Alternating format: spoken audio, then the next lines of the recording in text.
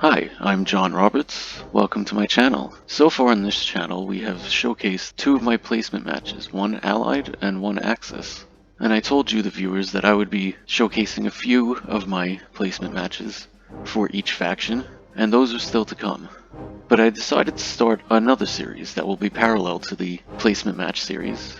A couple of my subscribers suggested to me that though they enjoy watching these videos, they're pretty new to Axis and Allies, and may not be too savvy with how to play Axis and Allies, or too savvy with the UI. So I decided to make a few videos on the basics of Axis and Allies 1942 Online. So you will be watching the first video in that series. So thank you for watching, and I hope you enjoy. Okay, so welcome to Axis and Allies The Basics. So this is the Axis and Allies board. So Axis and Allies is a board game. Axis and Allies 1942 Online is a digital version of that game. If we were playing the board game, this map that you're seeing here would be a piece of cardboard and would be on your tabletop. And all these little army men and tanks and miniatures would be little plastic miniatures on your dining room table. This is a digital version of that. It is obviously a map of the world. It is divided into different spaces. Each space is a region. Each region is named for the political standing of that region in the spring of 1942. So this region here is called Evenki National Okrug, whereas this region here is called Yakut SSR. Each region has a number on it. This number indicates the region's value. The total value of all the regions that your controls at the end of your round will determine how much currency you will be paid at the end of your round in collect income phase. These numbers range anywhere from 0 to 12. All of these little circles indicate the units on the board, and the number next to them indicate the number of that unit type. There are two teams in Axis and Allies, or factions. There is the Axis and there are the Allies. The Axis are Germany and Japan. The Allies are Soviet Union, United Kingdom, and United States. Each faction goes in turn. That turn order is Soviet Union, Germany, United Kingdom, Japan, and finally United States. Each turn has 6 phases: purchase units, combat move, combat, non-combat, mobilization, and then collect income is automated at the end of your turn.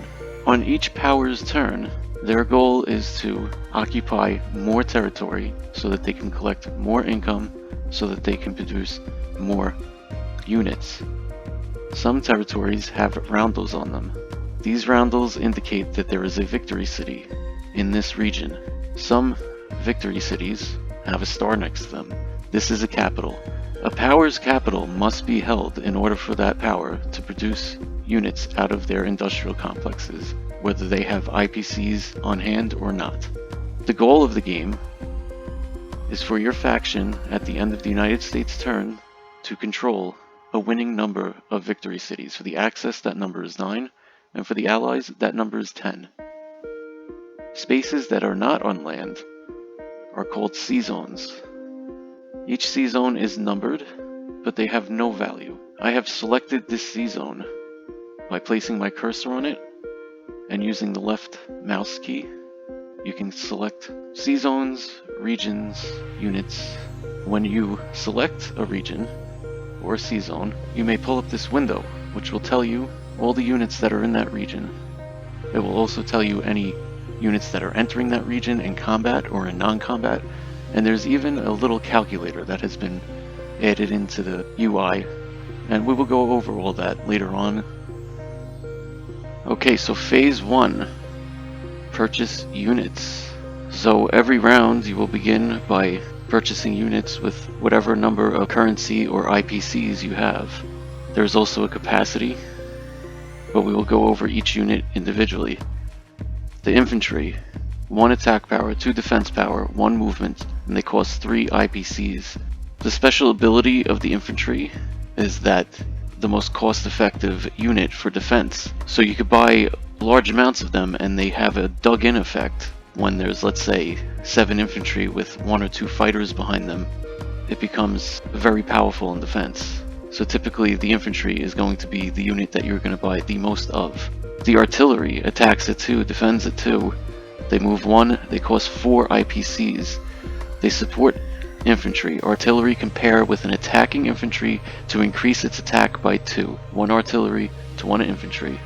The tank attacks at 2, defends at 3, moves 2, and costs 6 IPCs. Their special ability, the Blitz, tanks can combat move through an empty hostile territory and seize control of it before moving into another territory, which can be hostile or friendly.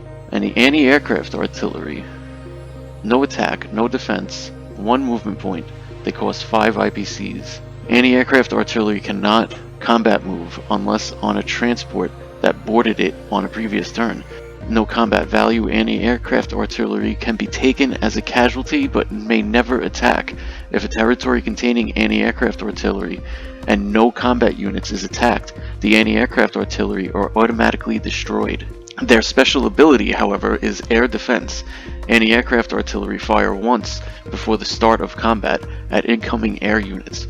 For each 1 rolled, the attacker loses an air unit before general combat begins. Anti-aircraft artillery can fire up to 3 shots each, but the number of shots cannot exceed the number of attacking air units.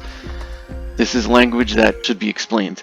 So in other words, each attacking aircraft can only be fired at once no matter how many anti-aircraft you have. So moving on to C units, submarine. Submarine attacks at 2, defends at 1, has a movement of 2, and costs 6 IPCs. So their special abilities, surprise strike. Submarines fire before other units in each round of combat. Casualties are removed from the board before the general round of combat. The submersible. Submarines can choose to submerge at the start of each round of combat. Doing so removes the submarine from the remainder of the combat. They treat hostile sea zones as friendly. Submarines can move into or through a sea zone that contains enemy units either in combat or non-combat. However, they do not block enemy movement. Any sea zone that contains only enemy submarines does not stop the movement of the sea unit even in the non-combat phase. Cannot hit air units. Hits from a submarine cannot be applied to an air unit. Cannot be hit by air units. Hits scored by air units cannot be applied to submarines. An enemy destroyer cancels the ability to treat hostile sea zones as friendly.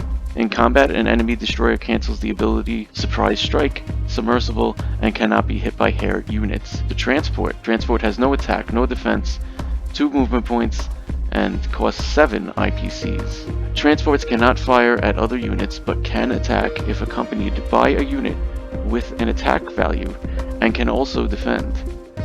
Does not block enemy movement. Any sea zone that contains only enemy transports does not stop the movement of a sea unit, even in the non-combat phase. Combat units ending their combat move in a sea zone containing only enemy transports automatically destroys those transports, except when those combat units ignore the sea zone to perform an offshore bombardment to an adjacent land region.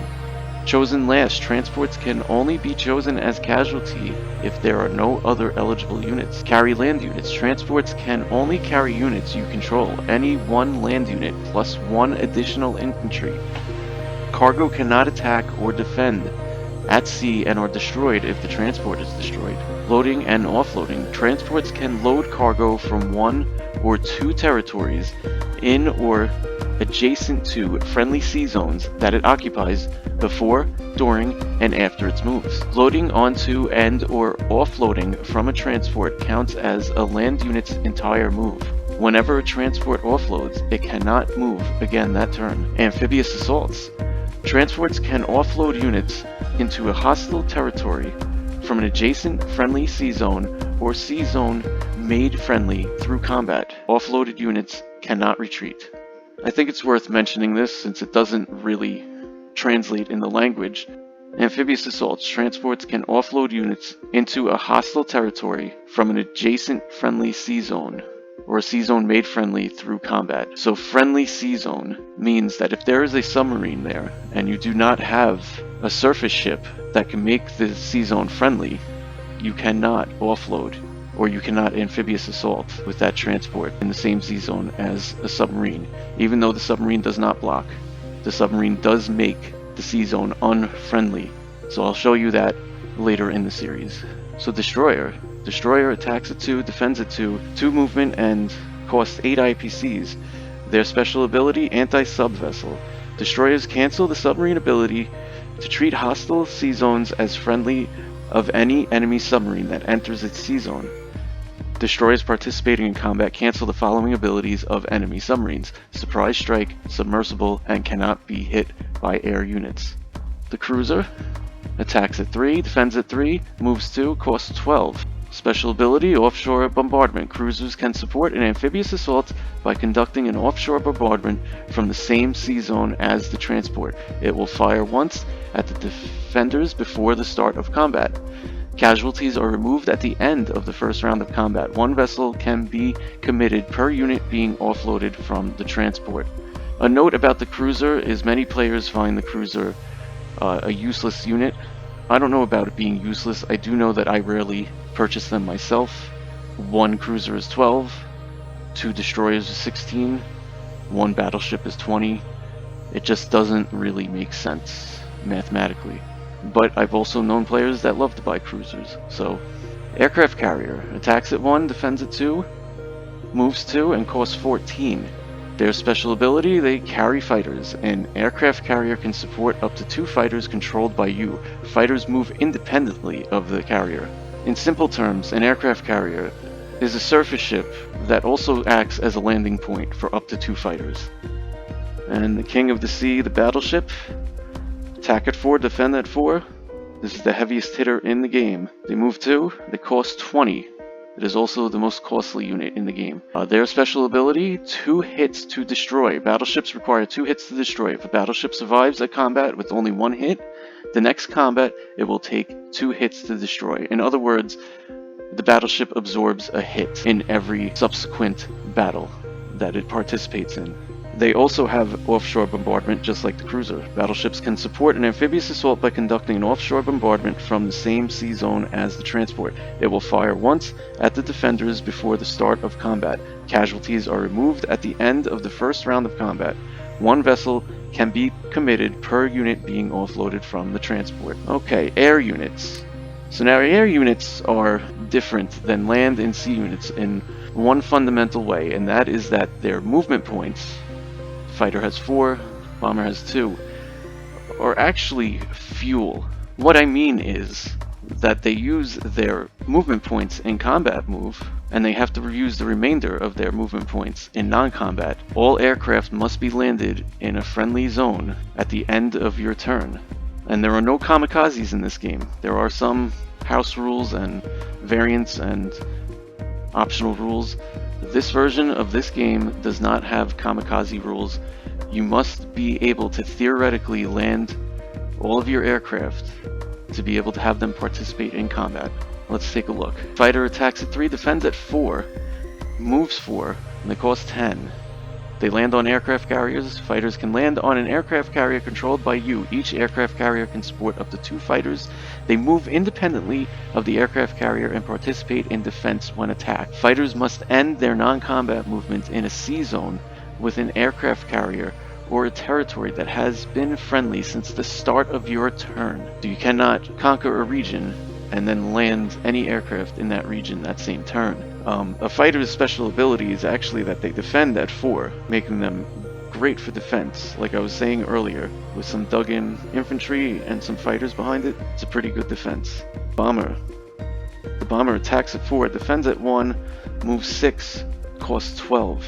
Their special ability, the strategic bombing raid. Bombers can participate in regular combat or target an enemy industrial complex, reduce its production capability, dealing 1 die of damage. Of course, when you do this, you are subject to anti-aircraft fire. Bombers must end their non-combat movement in territory that has been friendly since the start of their turn. Okay, industry. The industrial complex. The industrial complex costs 15 IPCs. cannot attack, defend, or move. Industrial complexes cannot attack, defend, move, or be transported. Industrial complexes are the point of entry for all purchased air, land, and sea units. You can use an industrial complex you have controlled since the start of your turn. Air defense. Before bombers can conduct a strategic bombing raid, the industrial complex's built-in air defense rolls a die for each attacking bomber, immediately removing a unit for each one rolled. Damaged factories. Bombers can damage industrial complexes directly. For each point of damage, it can mobilize one fewer unit. Total damage to an industrial complex cannot exceed twice the IPC value of the territory where it is located. And subject to capture. If you capture a territory with an industrial complex, it can be used at the start of your next turn. So that'll do it for this video. So our next video, we'll go over combat phase. So please join us for that. Please like, share, subscribe, and do all those good things for the channel. And as always, thank you for watching.